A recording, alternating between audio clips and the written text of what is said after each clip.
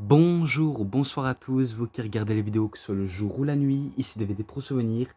Oui, je m'attaque sur l'année 2007 comme d'habitude maintenant vous le saviez. Et j'ai vu les retours concernant la vidéo sur Cyber Sunday. Euh, Même moi je n'en croyais même pas mes yeux. J'avais vu que le Cyber Sunday 2006, et pas 2007 parce que je me suis trompé, eh ben, le Cyber Sunday a dépassé ma review sur... ma collection de jeux vidéo sur le catch. Eh ben, quand j'ai vu ça, je me suis dit, quoi? Non, sérieux? Oh, j'en croyais pas mes yeux. J'en croyais vraiment pas mes yeux. Donc, merci à ceux qui ont vu, en tout cas, si vous avez apprécié. Et surtout, un nouvel abonné qui s'appelle... Attendez, je vais peut-être choper son nom. Où es-tu? Où es-tu, mon jeune ami? Je vais couper un peu parce que je vais voir sur la vidéo en question, mais en tout cas, je te remercie à toi. Infuse qui m'a dit je viens de tomber sur cette chaîne par hasard via les recommandations. Ça fait plaisir d'avoir un collectionneur de DVD de catch. Et que j'ai répondu merci à toi aussi, ça me fait plaisir. Donc merci à toi, toi qui viens de t'abonner. Et j'avais vu sur ta chaîne 3 vidéos. Euh, les deux qui m'intéressaient, c'était le catch, je crois que c'était indépendant européen ou... je ne sais pas, mais en tout cas, j'ai même vu qu'il y avait aussi du Puroresu et qu'il y avait comme match Kenta Kobashi, Goshi Ozaki, Jun Akiyama et d'autres, je crois. Mais en tout cas, ça, je suis sûr que tu es un fan du Puroresu, mon cher Infuse. Mais merci encore. Et en tout cas, c'est surprenant comme quoi ma vidéo sur une petite review sur Cyber Sunday 2006 qui rattrape ma collection de jeux vidéo de catch. Peut-être qu'il ira au même niveau que ma présentation de DVD de catch. Que celle-ci, elle a plus de 263 vues. Donc forcément, ça fait pas mal de vues. Et sans trop tarder, je vais vous montrer le review en question. Et que je vais vous dire un petit truc. J'avais fait la vidéo sur ça, mais que je ne sais pas pourquoi je l'ai un petit peu supprimé. À mon avis, je crois que j'ai pas fait attention, mais j'ai corrigé l'erreur et maintenant, il faut savoir que je suis en train de refaire et réparer mes bêtises pour ce que j'ai fait. Même s'il n'a pas été dans la chaîne, mais bon, vous avez bien compris. One Night Stand 2007 avec un petit Extreme Roots avec Bobby Lashley en cover. J'ai regardé, mais je n'ai pas la liste des matchs, mais que j'ai que du derrière et dans mon téléphone. Au moins, ça permet de récapituler ce qu'il y a dans ce DVD et dans les matchs. Donc, c'est parti. Donc là, on voit Cena, Lashley, Batista, McMahon, Khali, Edge. Avec toute la liste des matchs. Et que j'espère que je ne vais pas faire la même erreur que lorsque j'avais filmé. Je croise les doigts. Mais en tout cas.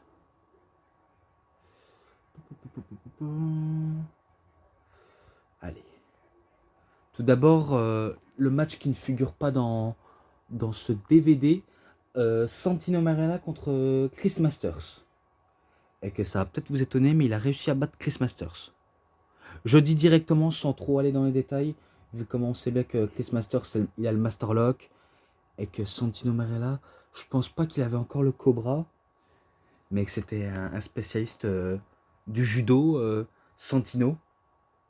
Car oui, c'est vrai que c'est un spécialiste et que, et que là, faut pas le prendre pour un guignol quand il fait des prises de judo, honnêtement. Donc ce match-là, allez, 1-3 pour le côté sympathique de ce match. Et maintenant, le premier match de la carte principale, match de la civière, Rob Van Dam contre Randy Orton. Normalement, ce match, ça avantage plus Orton, vu comment on sait qu'il est capable de battre Rob Van Dam n'importe où, n'importe quel moment, et que Van Dam, il peut surprendre, il peut étonner son monde, mais face à Orton, c'est autre chose, parce que on sait que Randy Orton, il a un tempérament assez particulier, et qu'il est capable de péter un câble à tout moment, vu comment il est, entre guillemets, un peu instable, et que Randy Orton avait le match dans la paume de sa main. Il pensait faire une pierre de coups avec Rob Van Dam, mais sauf que Rob Van Dam, grâce à ses talents de défenseur, eh ben, il met un kick dans le crâne de Randy Orton, et qu'il passe la ligne pour passer la civière. Et du coup, c'est victoire de Rob Van Dam. Donc victoire de Rob Van Dam, mais il n'aura pas le temps de célébrer car Randy Orton l'attaque par derrière. Donc il attaque par derrière. Je me rappelle qu'il aura subi des punt kicks et même un RKO sur une chaise. Euh, Rob Van Dam, jusqu'à ce qu'il en termine avec un dernier punt kick. Et que c'est à partir de ce moment-là qu'on ne verra plus jamais Rob Van Dam, si ce n'est la petite surprise en 2009 et un retour en 2013. Donc voilà. Ce match-là, 3,40 pour commencer la soirée.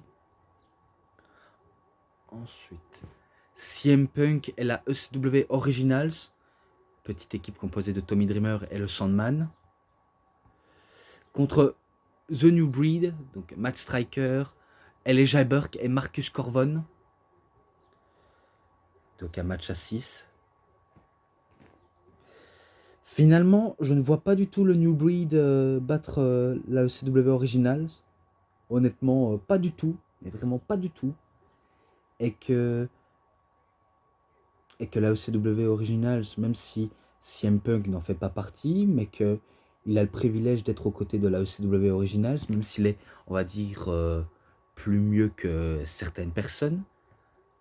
Et qu'on sait bien que CM Punk, il ne boit pas, il ne fume pas, il ne se drogue pas.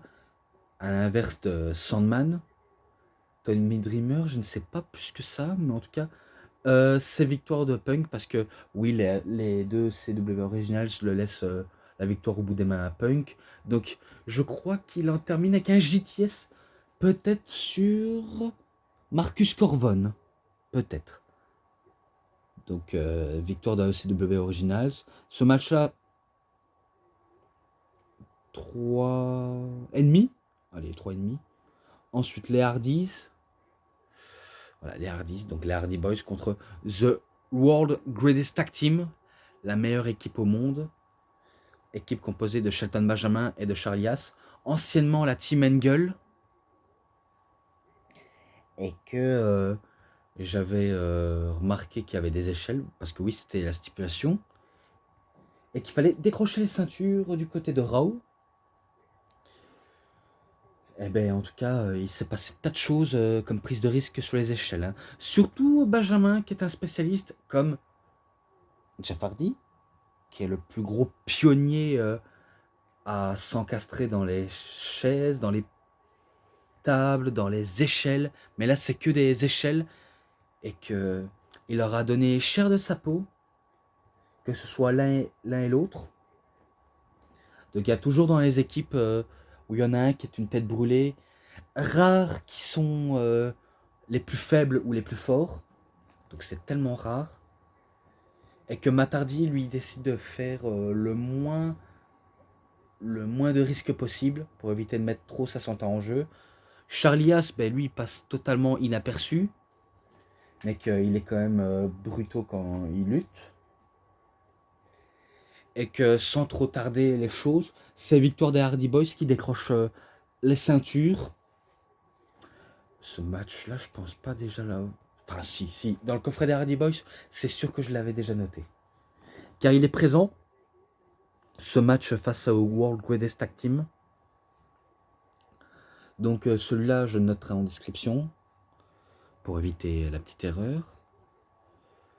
Ensuite, Mark Henry contre Kane. Où êtes-vous là? Ah ben en tout cas, ce match était chiant. Je vous le cache pas, il était chiant. Et c'était un match des bûcherons, en plus de ça, pour couronner tout. Donc il y avait des heels, des faces, et rarement des twinners. Donc c'est tellement rare des twinners dans les matchs. Mais en tout cas, il y a plus de face et de heal. Et que de nos jours, il y a beaucoup plus de heal que de face. Donc c'est ça le plus topé dans cette histoire. Et que concernant Mark Henry, ben, c'est un ennui sans nom. Car le match, je ne l'ai pas trouvé si amusant à ce point, si ce n'est que j'ai failli un petit peu m'endormir. Même si ce n'est qu'il est dans son étape de destruction. Comme Kane d'ailleurs, mais que Kane, ça peut encore passer, malgré le côté qui se passe totalement inaperçu de temps en temps. Et que des fois, il sert un petit peu pas grand-chose, mais il a tenté. Et que Mark Henry, si je crois bien, il bat Kane. Je sais pas s'il faisait une prise de dromadaire ou une prise de l'ours, mais en tout cas, il gagne par soumission. Et c'est là où je me suis dit, quoi, battre Kane par soumission, je pense qu'il faut y aller pour le faire abandonner. Mais tant pis, c'est une victoire de Mark Henry. Match là 3,10, je ne l'ai pas forcément mieux apprécié. Et ensuite, Bobby Lashley contre Monsieur McMahon, et qui est accompagné par Shane McMahon et de Umaga pour le championnat du monde poids lourd de la ECW. Donc il est évidemment là.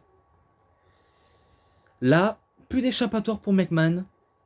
Il doit faire face à son destin, à quelqu'un qui en veut, et quelqu'un qui n'a pas peur de l'autorité, quelqu'un qui n'a pas peur des lois et des obstacles que Monsieur le Président nous le met directement comme retarder l'échéance, et qu'il a fait qu'une bouchée de Shane et de Umaga, surtout en le découpant en deux, et que lorsqu'il sent qu'il a le match en main, eh ben, il coupe Monsieur McMahon avec un spear, et il remporte son titre. Donc victoire de Bobby Lashley. Allez, ce match-là, 3,5, j'ai trouvé pas mal, même si avec McMahon, c'est loin d'être du beau catch, honnêtement. Mais bon, tant pis. Ensuite, Candice Michel contre Melina d'un match de bouding. Oh putain. Oh, qu'est-ce que c'est que ce match-là? Oh non. Qu'est-ce que c'était, franchement. Je ne suis pas fan de ce genre de match, honnêtement. J'aime bien les deux femmes, mais pas au niveau in-ring de Candice Michel. Et que le titre n'est pas en jeu, le titre féminin. Donc elle a prévu de ne pas mettre son titre en jeu, mais que Candice Michel voulait être championne. Que Melina ne voulait pas mettre son titre en jeu, car elle était teigneuse, elle était comme une petite chippie, honnêtement. Et que ben, ils se battent dans la boue. Enfin, c'est pas de la boue, c'est du building. Et heureusement que c'était pas de la boue, car ça doit en sentir de l'odeur. Et que c'est Candice Michel qui bat Melina avec une soumission. Je sais pas qu'est-ce qu'elle a utilisé, mais à mon avis, peut-être une prise de sommeil. Bref, elle a battu Melina. Ce match-là, 3. Honnêtement, à 3. Car je suis pas fan de ce genre de match. Ensuite, Edge contre Batista pour le match championnat du monde poids lourd, dans un match en cage, justement. Batista, il est maudit par rapport à Edge, car cette fois-ci, Edge arrive à s'en sortir, car honnêtement, il arrive à battre l'animal de manière instantanée. Donc il est maudit par rapport à Edge, car il aura beaucoup profité de la situation, et que même si j'aurais voulu une victoire de Batista clean, quand je vois les matchs qu'il y a eu et qu'il y a des multiples interventions, je me dis c'est impossible, comme quoi Batista n'a jamais battu Edge dans sa carrière, alors que Batista, quand il était au top, eh bien, il avait réussi à battre Edge. Je l'ai pas en DVD, mais je l'avais vu sur YouTube, dans un épisode de Raw. et que je me dis c'est dommage d'être passé à côté de ça. Et que forcément la cage, ça va avantager Edge, justement, ça va l'avantager. Et que Batista, ben, vu comment il était particulièrement détruit par les prises que Edge lui a infligées, donc Edge décide de sortir par le toit de la cage et que Batista lui décide de sortir par la porte. Il n'y a que sa main qui touche, mais les pieds de Edge ont touché en premier le sol. Donc c'est victoire de Edge. Et ce match-là, il est présent dans le DVD de Edge Best of WWE Volume 5 et dans le coffret A Decade of Decadence. Donc ce match-là en description. Pareil pour l'autre, entre John Cena et le Great Khali, qui est présent dans le DVD Experience et dans le DVD du volume 2 de John Cena du Best of WWE. Donc c'était un Force Count Anywhere pour le championnat WWE. John Cena, il trouve à chaque fois une faille. Donc il essaye de le donner des petits low kicks, mais ça va pas déstabiliser Great Khali. Et qu'il veut le mettre un petit peu à mal, même s'il essaie d'y aller sur la troisième corde, mais Great Khali l'accueille avec un genre de revers. Donc la claque qui arrive directement dans la tête, violemment. Il espérait battre John Cena comme ça, mais John Cena, il en faut plus pour le battre. Donc ça va dans le public. Je me rappelle que John Cena va prendre la téléviseur des commentateurs, alors que ça venait de l'équipe technique. Il essaie de faire un premier temps FU, mais il n'aura pas réussi car Khali, il force à rester sur place. Donc le matraquage continue encore jusqu'à ce que John Cena prend la grue de caméra, il le balance en pleine face de Great Khali. Il essaie de le battre, mais sans succès. Il essaie à nouveau faire son FU, qui sera bien sûr le Attitude Adjustment, ça je sais bien, mais que Khali s'en sort et il le fait, on va dire, passer par au-dessus de la grue, mais que John Cena reste sous la grue. Grue, pas la glu, parce que la glu ça colle. Et que il décide la couleur, Great Khali, en faisant un double choc slam, mais John Cena fait un double étranglement des yeux. Donc oui, il l'aveugle. Et il fait un ultime FU sur le décor où il y a la genre de grue. Et que c'est victoire de John Cena. Honnêtement, c'est victoire de lui. Avec ce match-là en description. Donc il peut célébrer sa victoire tranquillement. Et moi, je peux en terminer. S'il y a des matchs dans ce bonus, je les noterai. Mais s'il n'y a pas, dommage. Donc c'est tant pis. Donc voilà, j'ai terminé avec cette review. Pour ce qui est des matchs bonus sainement ensemble, complexe. 3,60. Donc c'est un petit peu complexe de donner des autres notes globales, mais j'utilise que ça. Donc j'en ai fini, en tout cas. C'est à son comble que j'ai. Même si je vais loin d'être terminé avec les reviews sur l'année 2007. Donc je vous promets que ça arrivera très très fort. Je vous le promets direct. Et si cette review vous a plu, vous savez ce qu'il vous reste à faire. Likez la vidéo, commentez, partagez, abonnez-vous à ma chaîne. Cliquez sur la petite cloche pour avoir plus de notifications des prochaines vidéos. Et moi je vous dis bonne journée, bonne soirée à tous. Au revoir tout le monde pour une prochaine vidéo. A plus les fans de catch.